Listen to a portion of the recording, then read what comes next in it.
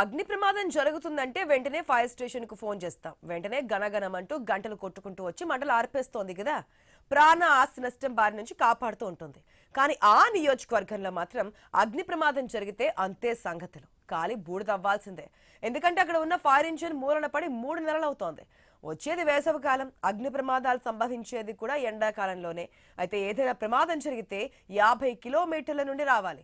అప్పటికే ఆస్తి ప్రాణ నష్టం అంతా జరిగిపోతోంది. ఏలూరు జిల్లా చింతలపూడి నియోజకవర్గం మొత్తం మీద ఒకే ఒక్క ఫైర్ స్టేషన్ చింతలపూడిలో ఉంది. చింతలపూడి, టీ నర్సాపురం, లింగపాలెం, కామవరపుకోట మండలాల్లోని గ్రామాలన్నిటికీ కూడా ఏ అగ్ని ప్రమాదం జరిగినా చింతలపూడికి చెందిన ఫైర్ ఇంజిన్ సేవలు అందించేది. 2007లో సమకూర్చిన ఈ ఫైర్ ఇంజిన్ గత 3 నెలల వరకు సేవలను అందించింది. 2022లోనే దీని లైఫ్ అయిపోగా అధికారులు మరో 4 ఏళ్ల పాటు నడిపించారు. ఈ మధ్య కాలంలో చింతలపూడిలో 4 అగ్ని ప్రమాదాలు జరిగాయి. బోగోల్ అటవీ ప్రాంతంలో అగ్ని ప్రమాదానికి అనేక చెట్లు కాలి బూడిదయ్యాయి. జిల్లా అగ్నిమాపక అధికారి రత్నబాబును ఈ విషయమై వివరణ కోరగా ప్రభుత్వానికి నివేదిక పంపామని తెలిపారు. త్వరలో రాష్ట్రానికి 70 వాహనాలు సమకూరుస్తున్నట్లుగా వాటిల్లో చింతలపూడికి ఒక వాహనం ఇస్తారని చెప్పుకొచ్చారు.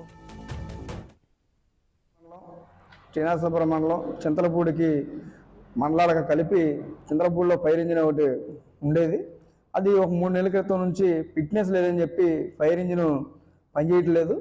ఇక్కడ ఏదైనా అగ్ని ప్రమాదాలు కనుక జరిగితే కనుక చుట్టుపక్కల ఉన్నటువంటి నూజివేడ్ నుంచి కానీ జంగారెడ్డిగూడెం నుంచి కానీ ఫైర్ ఇంజిన్ రావాల్సి వస్తుంది. దానివల్ల అవి వచ్చేలోపే ఇక్కడ ప్రమాదాలు గురయ్యి మొత్తం కూడా అది వచ్చినా కూడా ఫలితం లేకుండా పోయే పరిస్థితి ఏర్పడింది. ఈ మధ్యకాలంలో పాత చింతలపూడిలో ఆలపాటి నాగేశ్వరరావు గారి పెద్ద గడ్డిబాము 1,50,000 రూపాయలు విలువ చేసి గడ్డిబాము ఒకటి దగ్ధమైంది.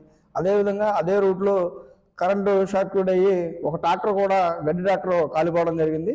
ఈ విధంగా అగ్ని ప్రమాదాలు సంభవిస్తున్నా 3 నెలలు అవుతున్నా కానీ ఇప్పటికే అధికారులు నిర్లక్ష్యం కాకపోతే ఫైర్ ఇంజిన్ ఏర్పాటు చేయడంలో అధికారుల నిర్లక్ష్యం చాలా స్పష్టంగా కాపాడుతుంది.